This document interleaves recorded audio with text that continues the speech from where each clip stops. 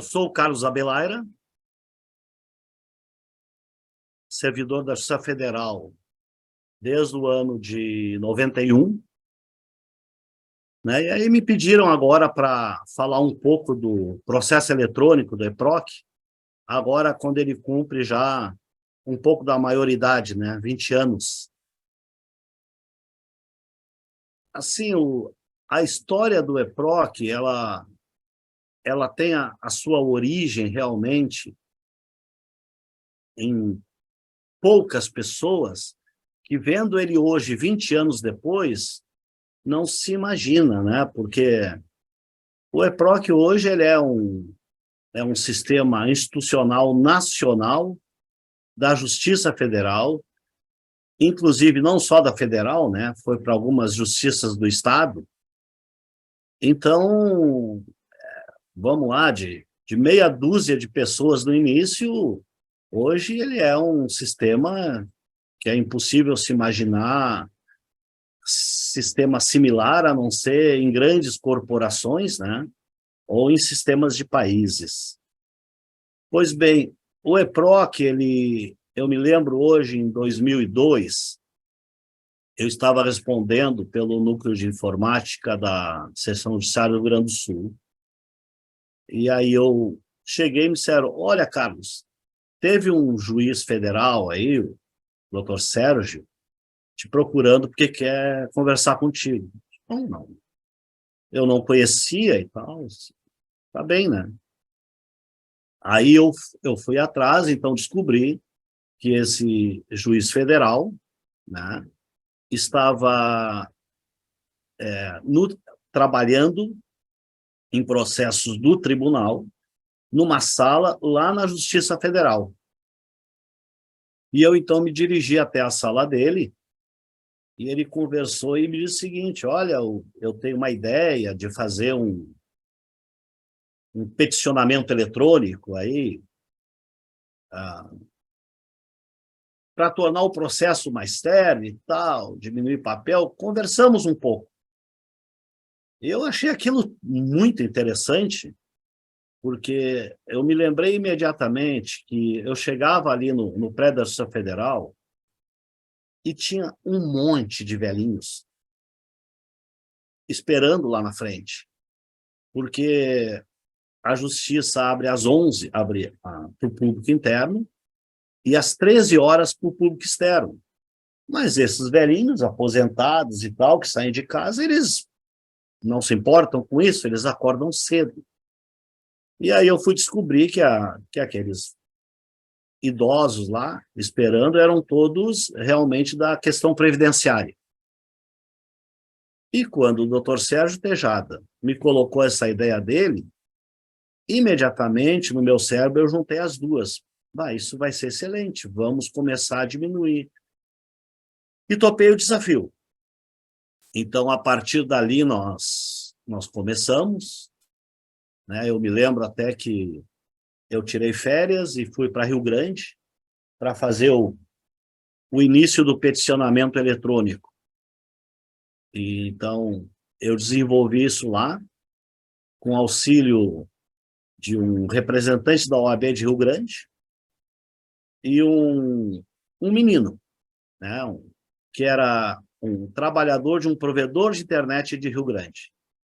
E ali, então, foi a nascente do processo eletrônico, né? Aí, como todo mundo já sabe, fizemos a peticionamento, inaugurado pelo então presidente Dr. Teori Zavascki, e aí o processo andou, como a maioria já conhece hoje, e se tornou essa coisa gigante. Agora, o interessante do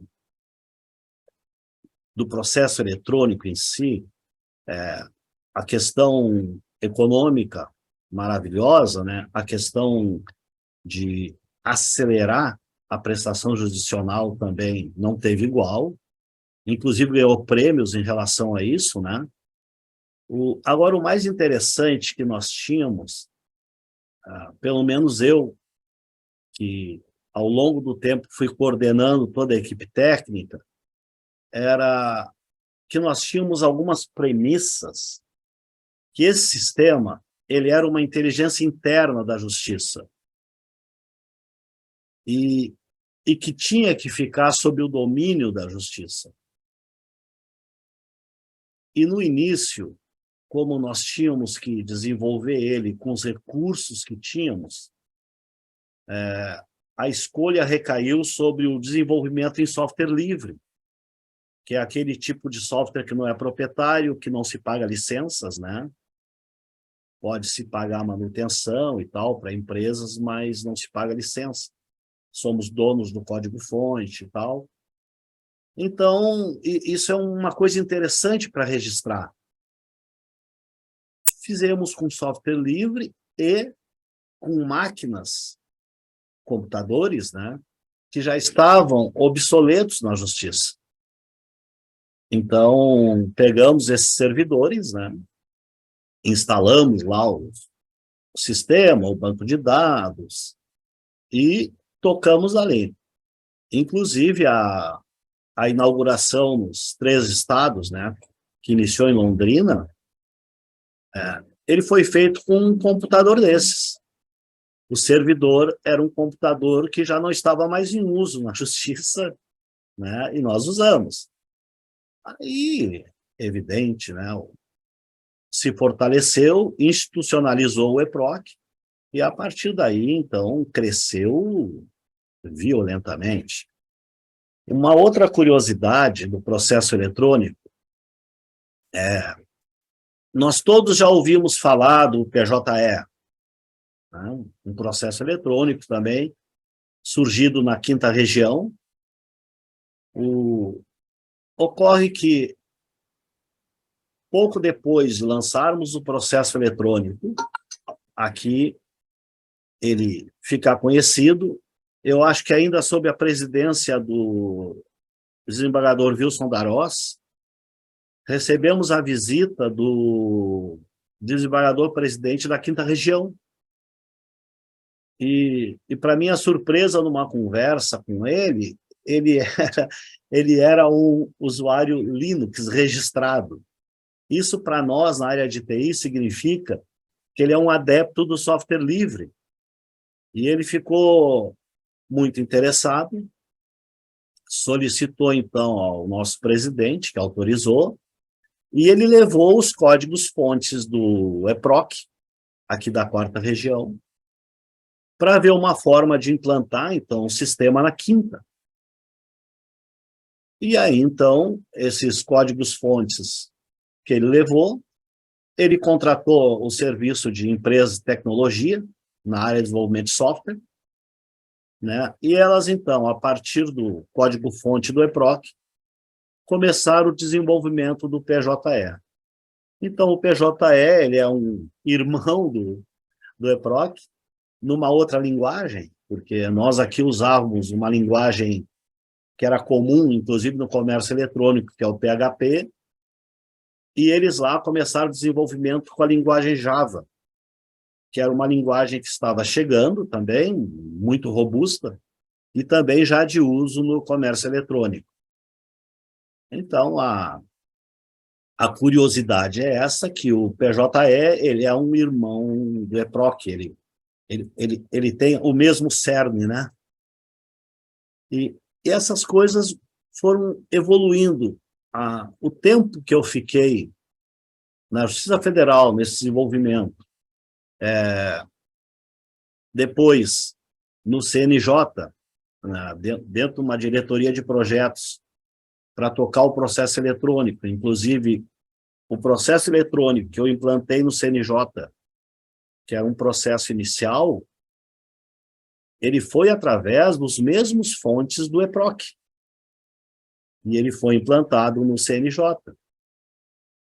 Não na sua totalidade, né? Claro, como é aqui na nossa 4ª Região, tá? Mas tem pedaços deles lá no CNJ também.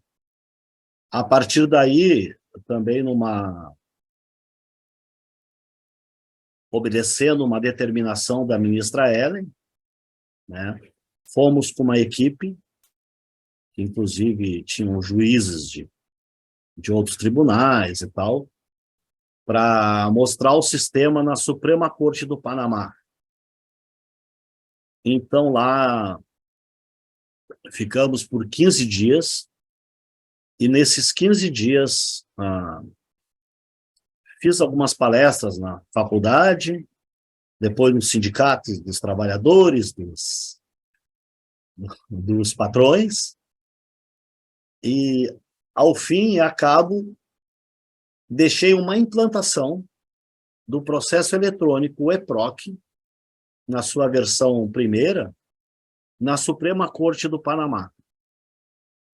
Então, ele ficou funcional, porque o tempo era muito curto, né? 15 dias não dava para implementar, alterar da forma que eles queriam e ainda ensinar, né? Porque eles necessitavam desse tipo de recurso, porque eles realmente não conheciam a própria faculdade da cidade do Panamá.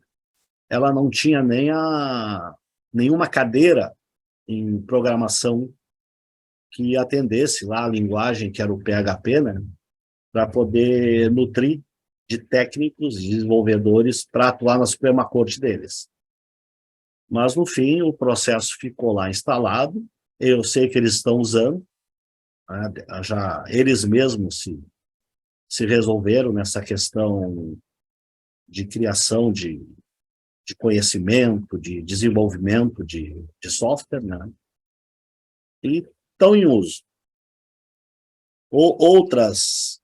Teve várias outras países, tipo Argentina, Chile, Colômbia, que tiveram interesse, né? Mas ao longo, pelo menos no período que eu estava lá nessa direção no CNJ, não houve.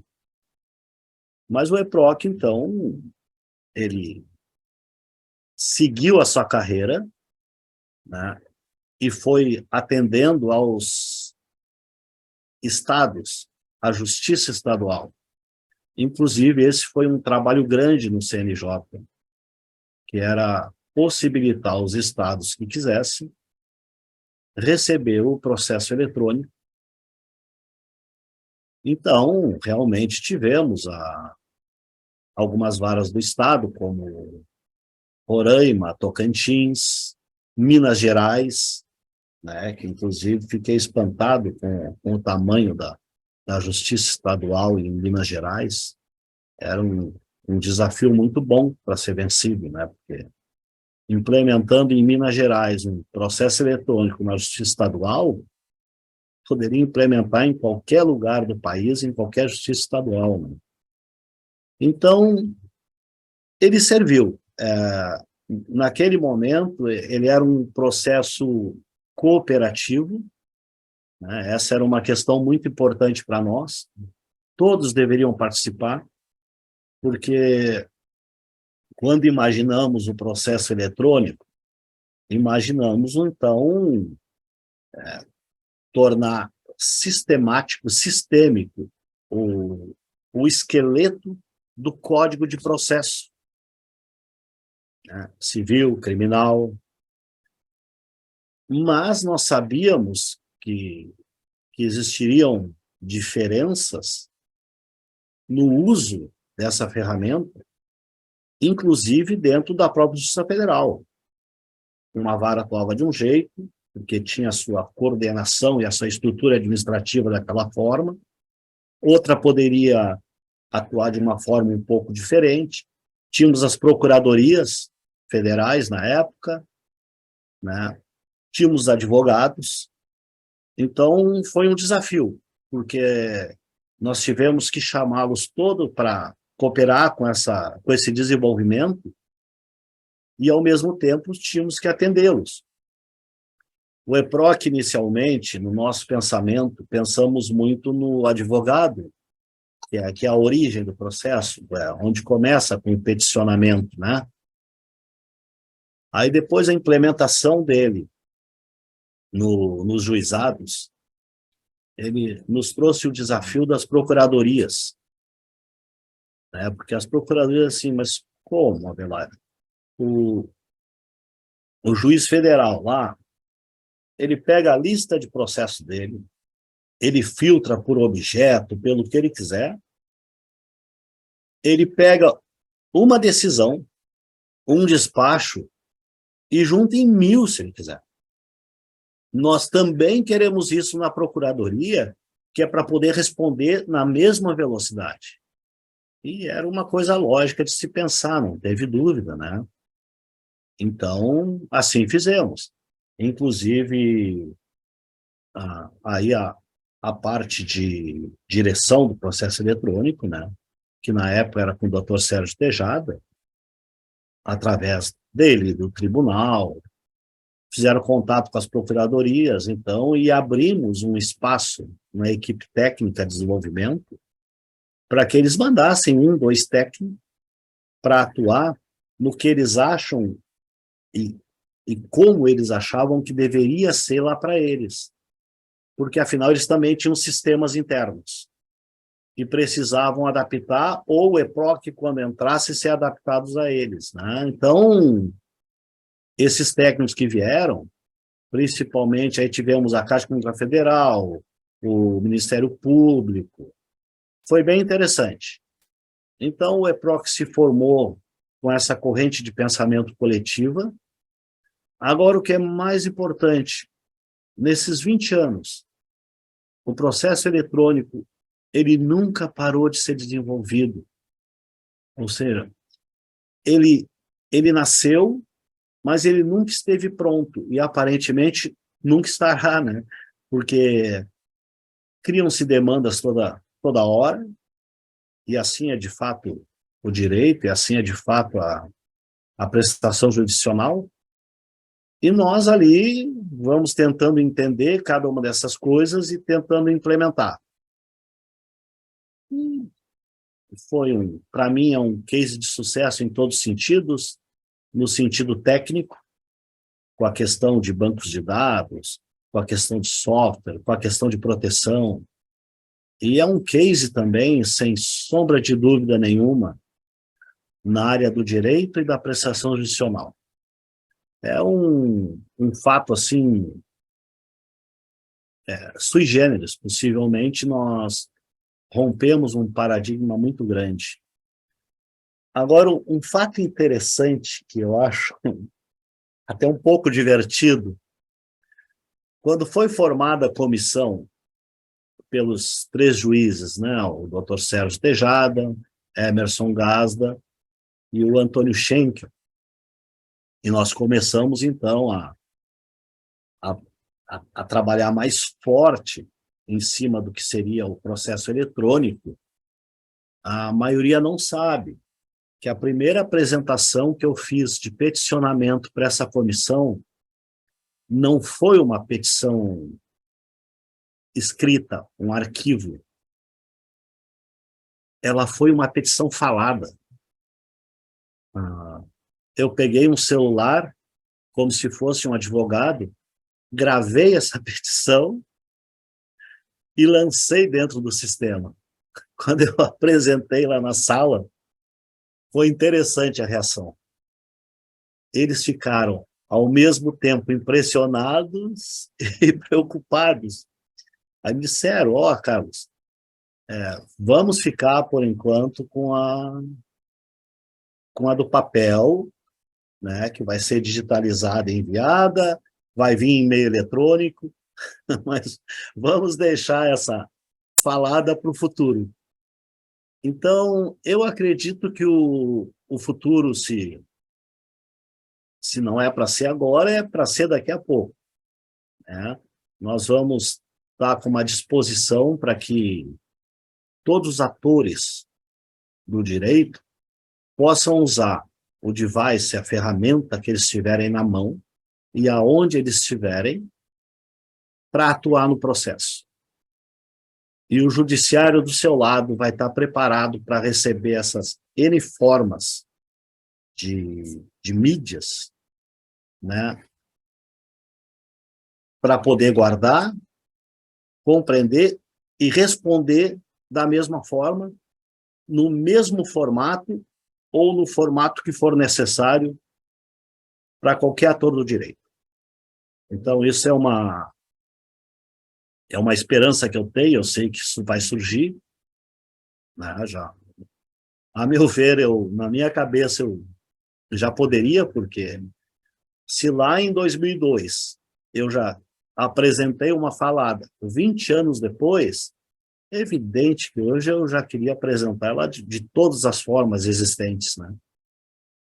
Mas então, é isso, foi um prazer falar com vocês, agradeço a Dulcineia o convite, né? E quero mencionar que há menos de um mês eu estou aposentado, então agora vou curtir um pouquinho o ócio, né? Mas vou estar sempre pensando nesse grande processo eletrônico, nessa justiça que me deu essa oportunidade e criou essa oportunidade para todos, né? Então, é com prazer, é com saudade que eu estou aqui, inclusive com saudades do Emerson, doutor Antônio, doutor Sérgio Tejada, né? Então, doutor Wilson Darós, nossa. Então, um grande abraço a todos vocês, viu? E é um privilégio estar aqui e poder falar um pouquinho desse trabalho para todos vocês. Obrigado e fiquem com Deus.